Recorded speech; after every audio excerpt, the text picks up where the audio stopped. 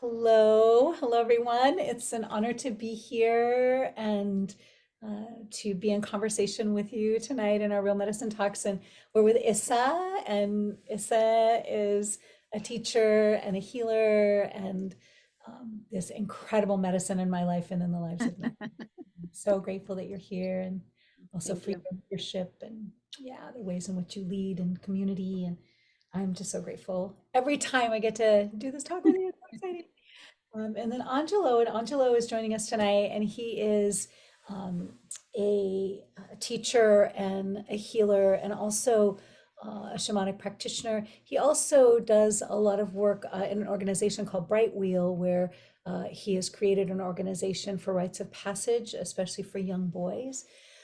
And so it's a real honor to have you here, Angelo, and Thank to you for have your having me. medicine. And he also grows the best food ever.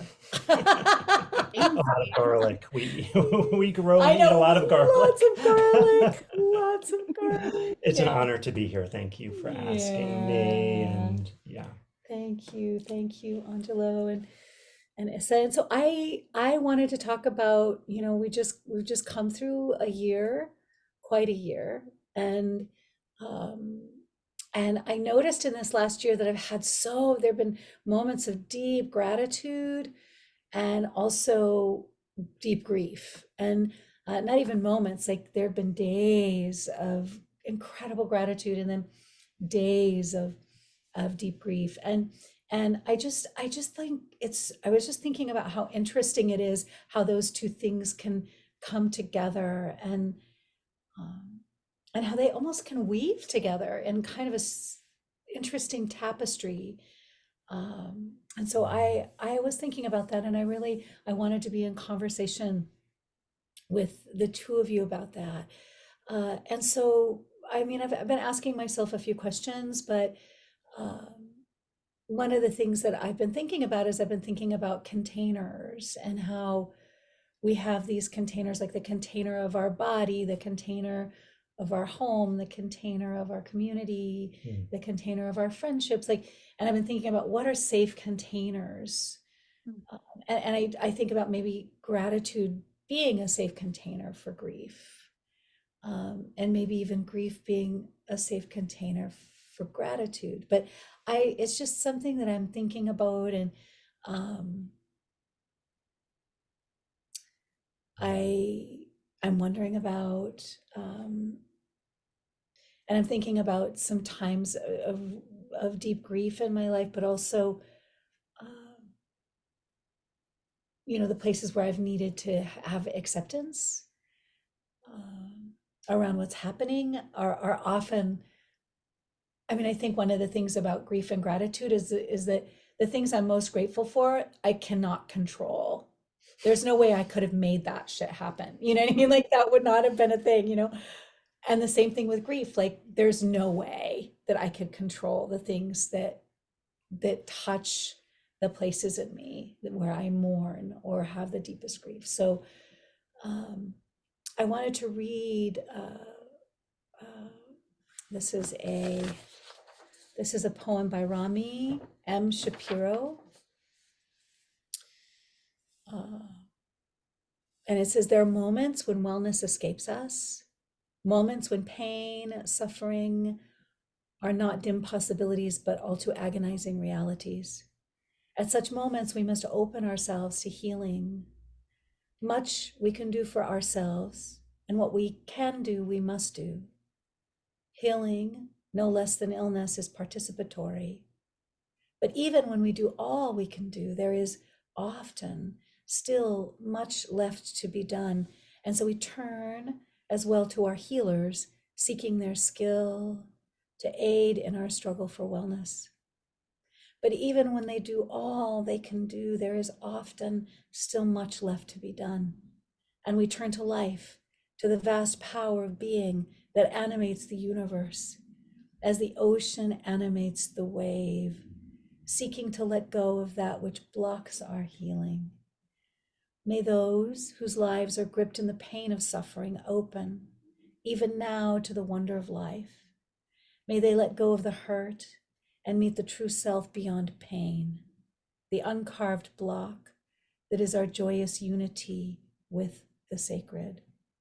May they discover through pain and torment the strength to live with grace and humor. May they discover through doubt and anguish the strength to live in dignity through suffering and fear, the strength to move toward healing, the strength to move toward healing. That's by Rami M. Shapiro. And so, yeah, I think this poem came to me for a few reasons, but I'm wondering what it's touched in you, or what it touches in you around gratitude or grief. So one word that really popped out of the poem is discover, because there's a lot of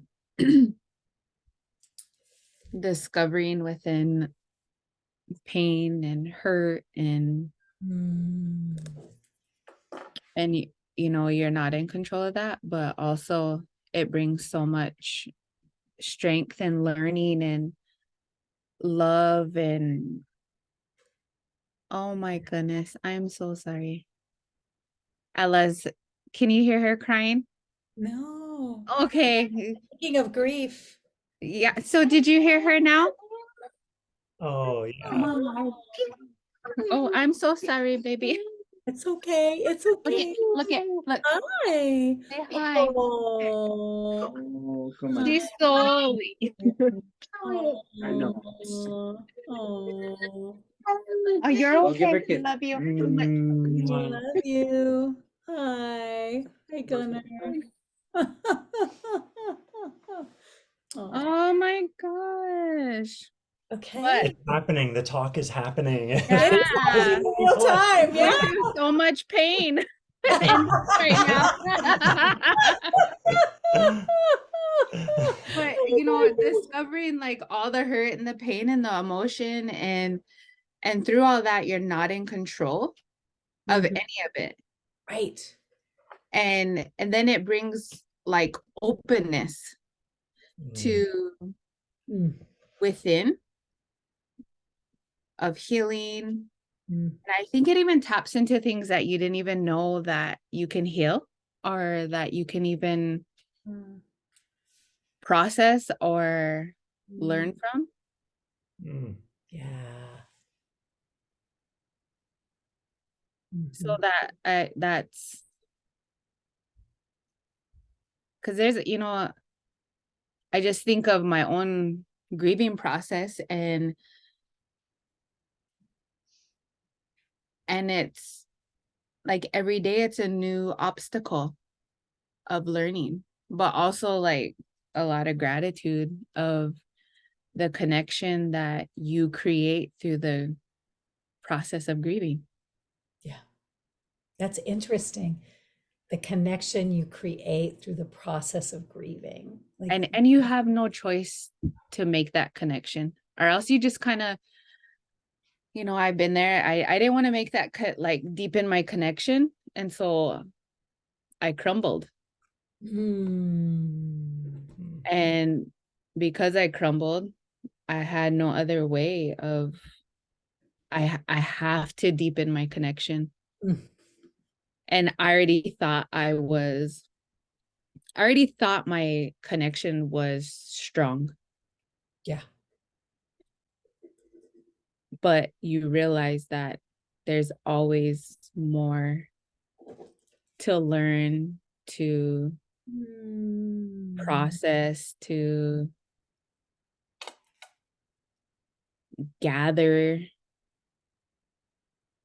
It's just amazing how our journey through life here, like it's making me think like the journey through life is so crazy.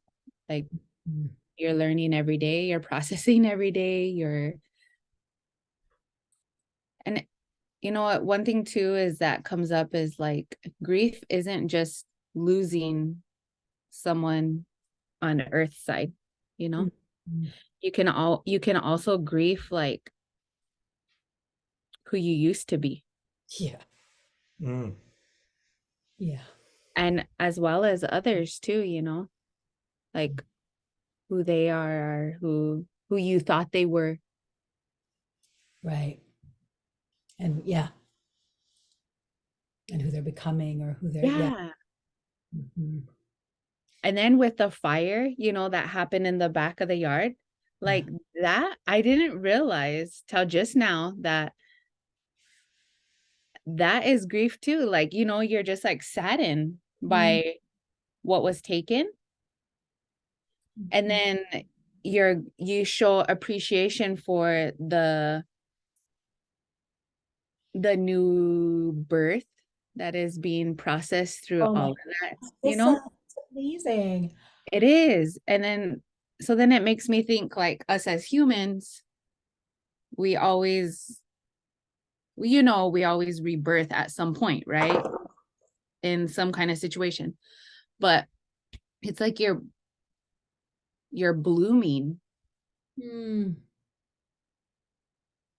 It's like a garden of flowers, and you have all these like flowers, and they're just all blooming for all these different mm. situations, our experiences, our Yeah, like you're even blooming in your grief, yeah, blooming in your learning or your growth, or blooming in a certain relationship, even right.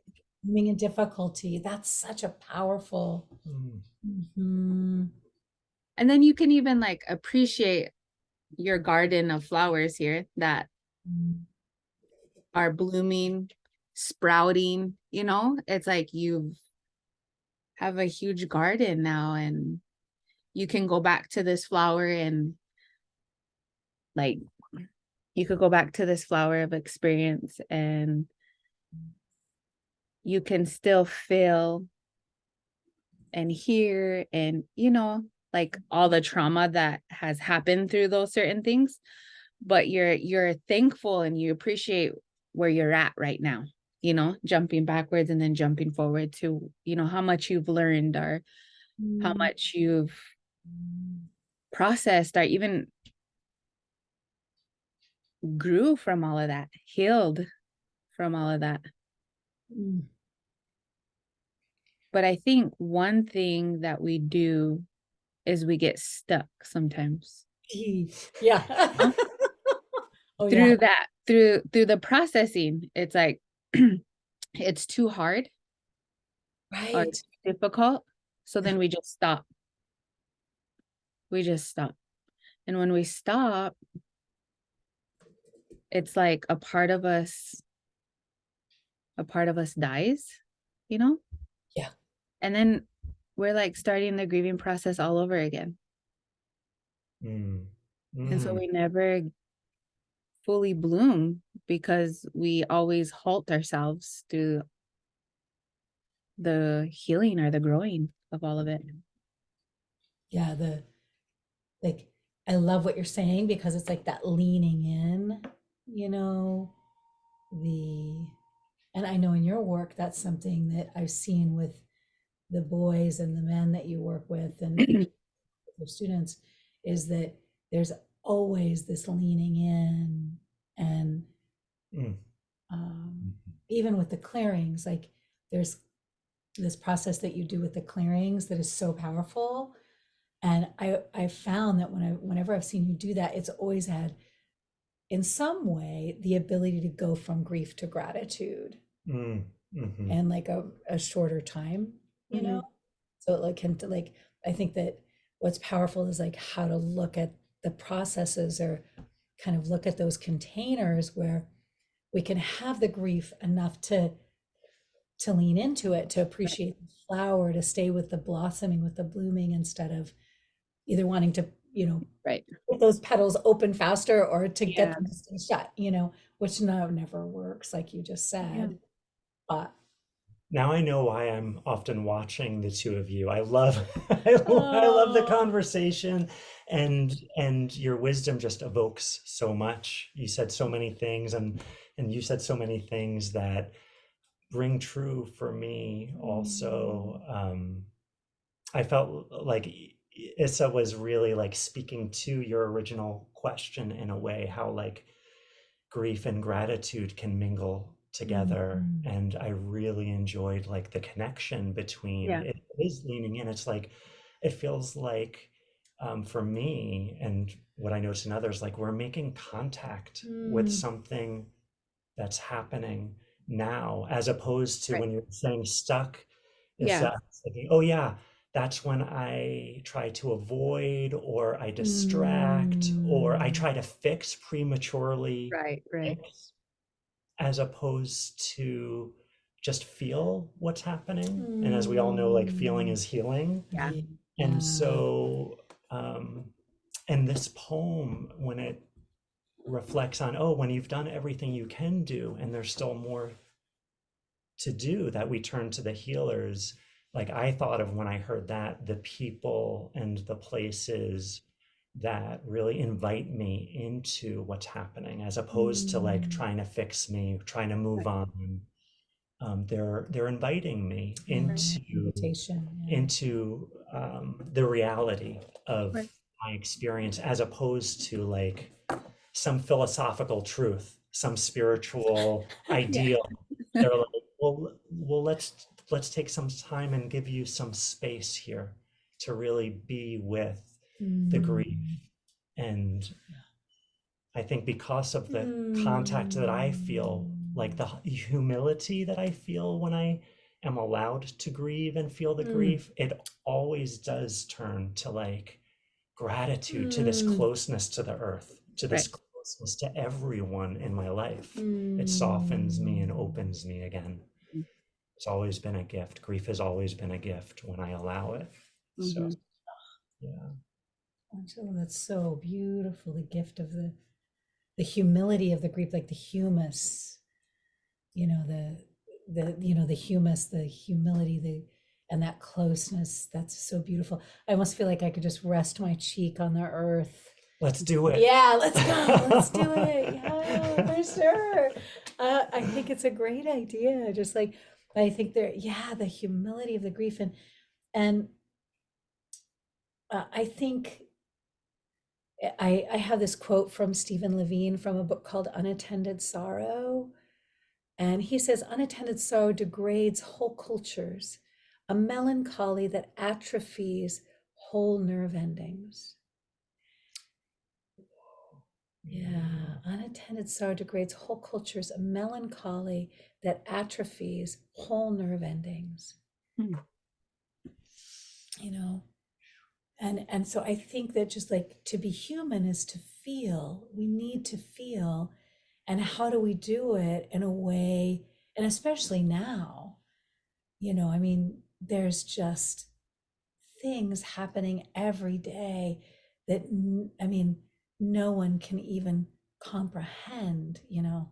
Today I said, I was saying prayers for the people of Iran and what's happened there, and but then there's 5 other things that happen at the same moment, and you got to pray about that too. And so it's just, so to just know, I think what you were saying, Issa, about that if I can be connected, if I can stay, connected, and that's a flower of experiences, that connection to creator, that connection to the mystery. But that I feel like that's a place where people can do like one of two things. That we can do a spiritual bypass, we can do what you were talking about, or we can make that kind of, we can let our, I'm going to use your here, but like let that flower grow, right? And touch the mystery and welcome the mystery and be kind of in that invitational space that you're talking about, Angelo, where we can be in that discovery, you know. Yeah. The discovery to Mhm. discover.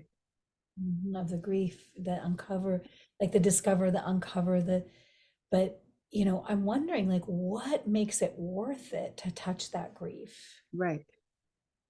Like, what is it that gives that, like, what will you touch that grief for? Or what will I touch that grief for? What will I do that for? And maybe there isn't anything that we do it for, but how do we stay with it and flow with it instead of going into stopping it or going into collapse or drama? Yeah. How can we, and what is that grief and how can we lean into that, but what is the way that I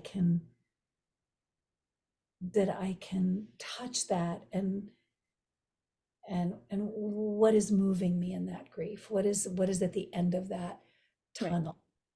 You Right. know, is there an end to that tunnel? Right. And what is at the end of it, and what is it worth? Mm. You Mhm. know? And I think maybe we don't step into grief so much because it's like stereotyped, as like negative, or it hurts, or and we want to stay away from things like that. Yeah, we want to stay away from the ouch. Yeah, Yeah. makes sense. And so, and if we don't know the outcome, why put all this work into something if we don't even know if it's going to work or not? So I think even before we think or step into that, we're already putting a like a wall up, or a barrier of that's gonna hurt. Yeah. Yeah, I think that's it. It's one of the Mm. many reasons Yeah. So is it's like, so the question is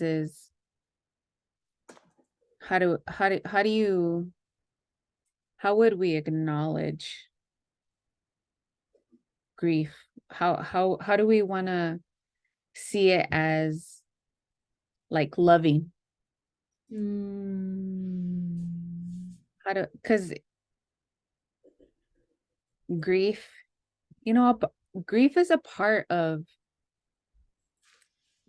oh dear, here comes the little terror again. But grief is like connected to love, that's why we love somebody. Oh my God, I'm so sorry, Oh, guys. it's No, okay. We love it. She's coming in, and what is her Okay. name? Her Oh, name okay. has is love. Yeah. So she's Oh, like, yeah, hey, she's a ton of love. yeah, she is. Her little name is Love. Hi. Do you want to talk about this? Do you want to talk a little bit about You need to share something. gratitude and grief? But hi, yeah. Uh-huh.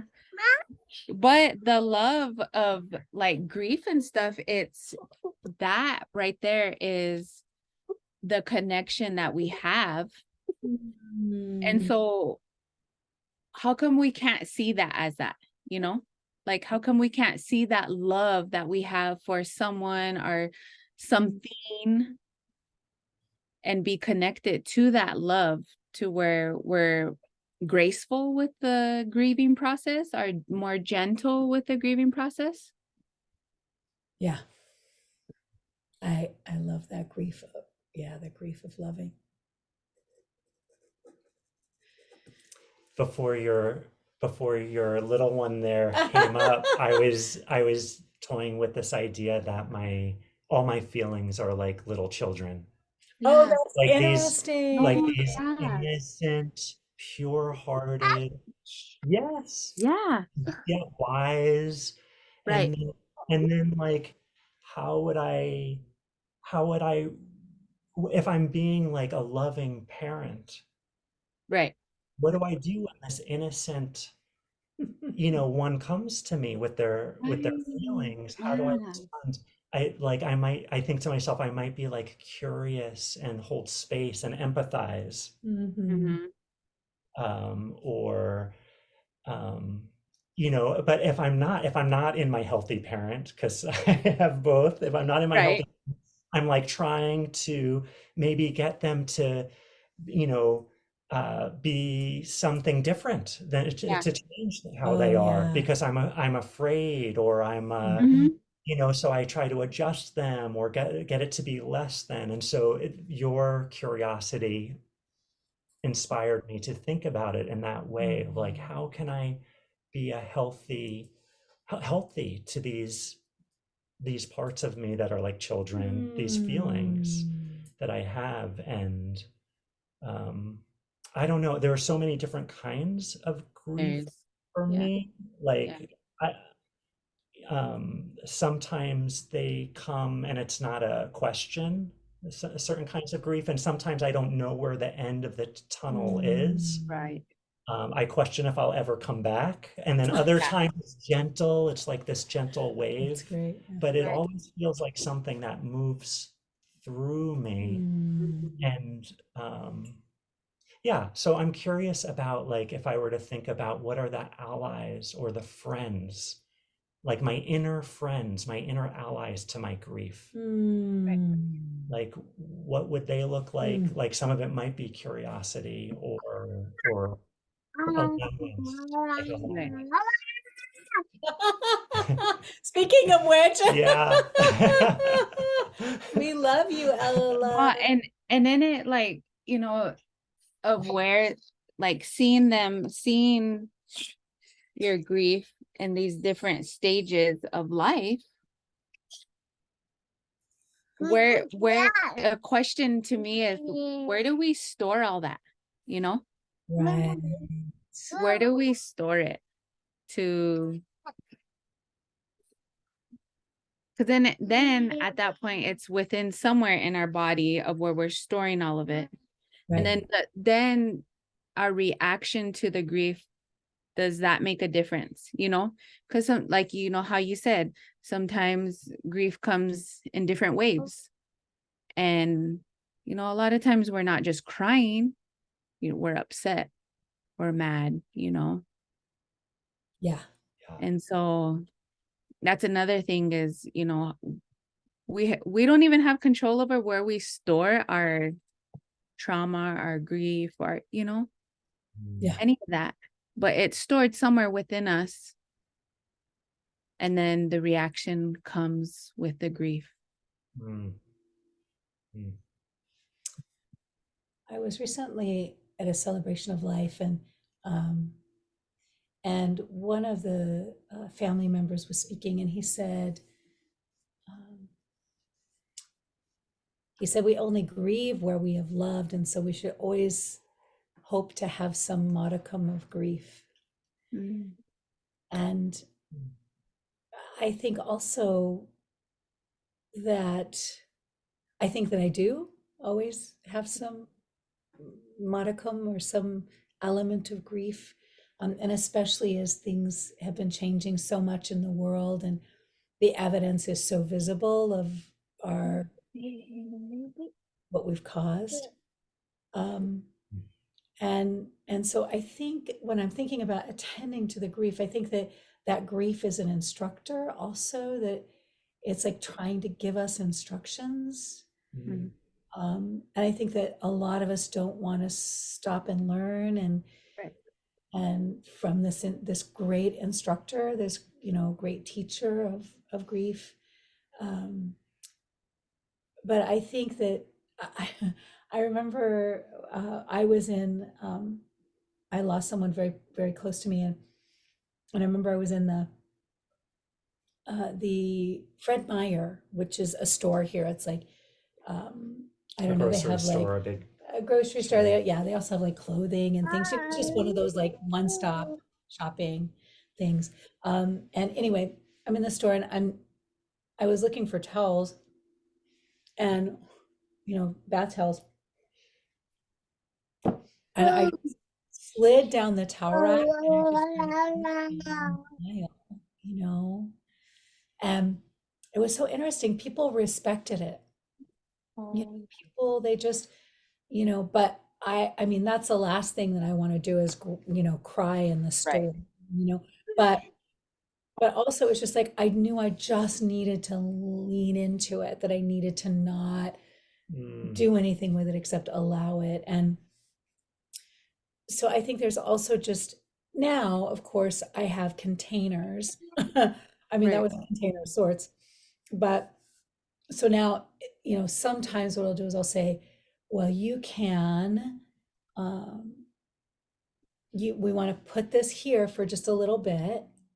And then when you get home, you can go on your sofa in the corner next to your crying chair, and you can cry in your chair. On my boat, when I lived on the boat, I would cry on the steps down you know, because there's not a lot, but I was like, you can go to the crying steps and you can just, and grieve and do what you need to do. But I think there's also just something to be said for the fact that, you know, if we don't attend to it, it will attend to us and it will surface. I mean, at that time, I wasn't attending very well to my grief, and it will surface and it will let you know. Like, it was like, you're grieving, you are grieving.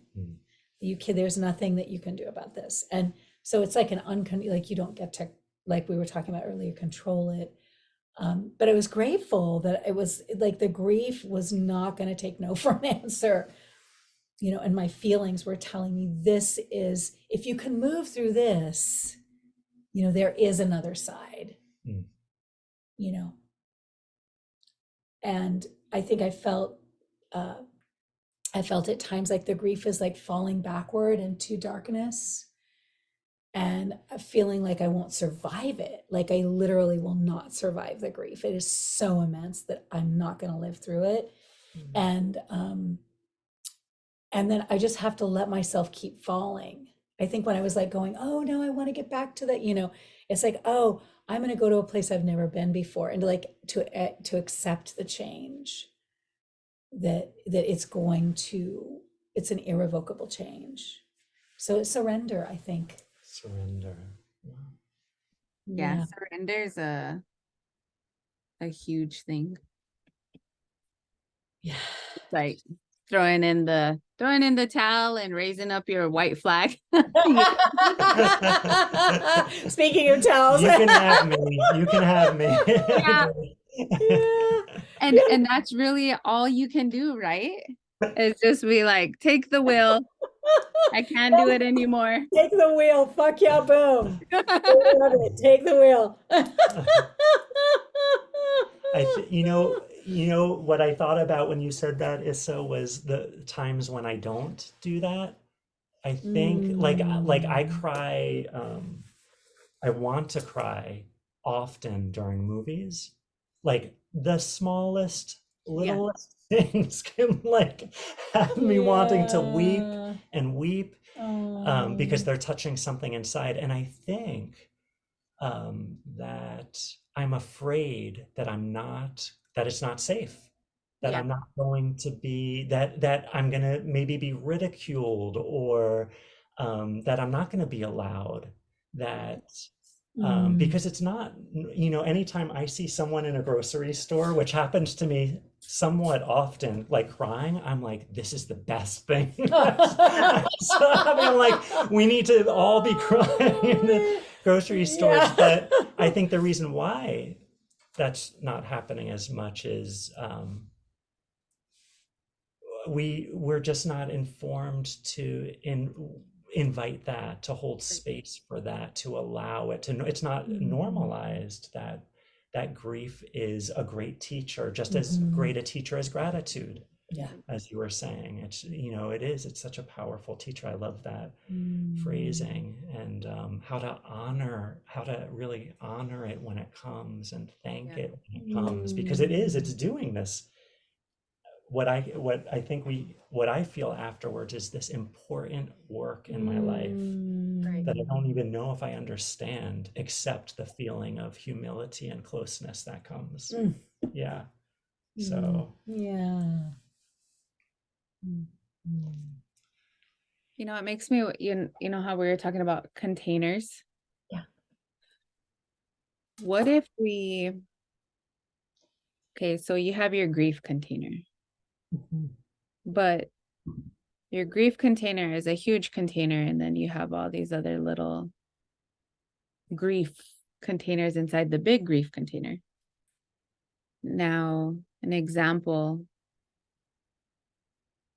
I'm thinking is, okay, so I hold a container that is really close to me, and like a child, you know, like I lost a child. So could I put things in my container to where I know I'm going to be safe, and to where I'm able to be gentle during that time, but also trust Tankashila, God, the higher power, that he has it under control, Mhm. you know? And I also want to think of light within that container, you know, to where I know that I can come out and be okay. Yeah. That it's my safe spot, Mhm. but I don't want to come out like a dark energy, you know, where you kind of get stuck in that.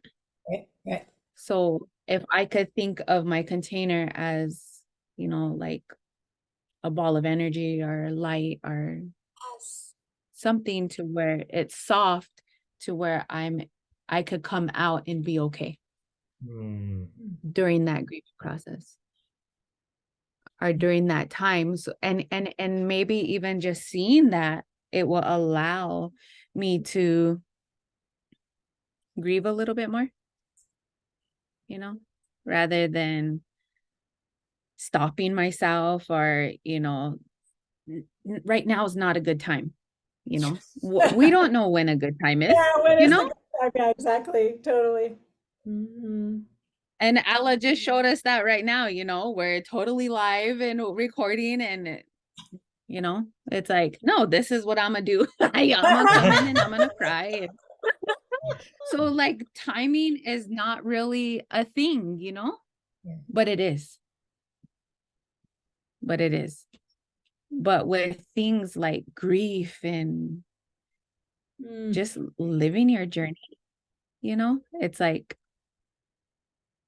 we shouldn't think of it as time. Just let it flow, Mm. like as it comes, you know. Like this is what's happening now, and this is what's happening. Yeah, I have this container, so yeah, I can give myself Yeah. permission to be. right. Yeah. Yeah, yeah, beautiful. Mm. Wow. So beautiful. And so I'm wondering if you have some, I think that we blended the grief and the gratitude really beautifully. And I'm just wondering if either one of you have any ideas or practices that you think could be helpful for people. And um, I mean, I have something that came to mind, which was, so when you were talking about the soft place to grieve, I felt like that's something that could be drawn or sketched or found, like an image or even a photograph, but just something where it's like, what? I mean, I almost see like a pom pom, like, and just like an image of a pom pom and just placing yourself in the middle of the pom pom, or, soft blue color. But something, even a bubble, like the kids blow bubbles. I always love that. I'm always like, oh, I wish I could be in a bubble like that Yeah, because they're so beautiful. Um, so that came to mind, but almost like an altar for our grief. Like, what if we Mm. right. make an altar, or, have a little, I have all these wonderful little boxes and on my, and just even just on the top of a box, just to make a little grief altar, or this is what I'm grieving right now, and help me to do that, support me, like as a foundation, like take it out of the box, right? We can take our grief out of the box because a lot of us, like you said, have got it stucker. But Yeah. take it out of the box and put it instead on an altar where it can be held and supported and contained. So that's one of my ideas that came to mind from your And inspiration. I think even praying with your grief on your altar, Yeah, that's a good idea. Hmm. because sometimes we just try to pray through it and we Right. don't pray with it. Mm. Mm. Because, like, for me, you know, in the mornings when I do my gratitude, sometimes it's like things I don't like that happen, but I'm grateful that it's happening Yeah. because it's a learning process. And that's why we're here, right? We're here to learn, even if it's hard or it hurts, you know.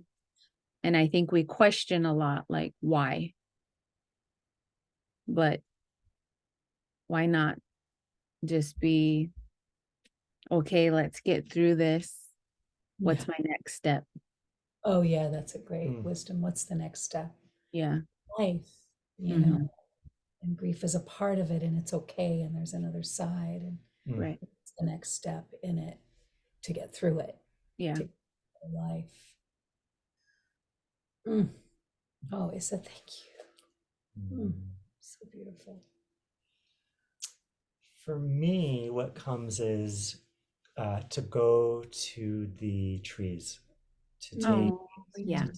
to the trees. It doesn't matter, like lay your head down next to a tree and just rest there for a while, hug a tree, tell your story to a tree. Just take it, go outside and take it to the trees.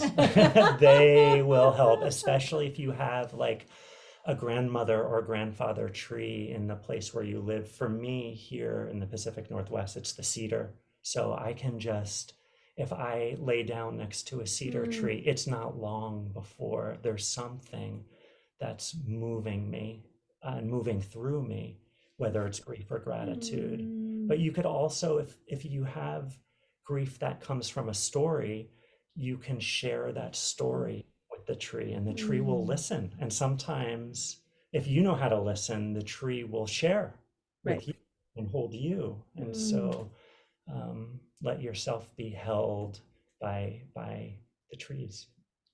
Oh, Yeah. so beautiful. That's sweet. And for gratitude, the thing that I've done recently with gratitude is just pick an amount of time. It could be 3 minutes, it could be 5 minutes, and I'll just start like, oh, I'm breathing. Oh, I'm walking. Oh, it's this Oh, that's consistent, great. ceaseless focus on what's working. Right.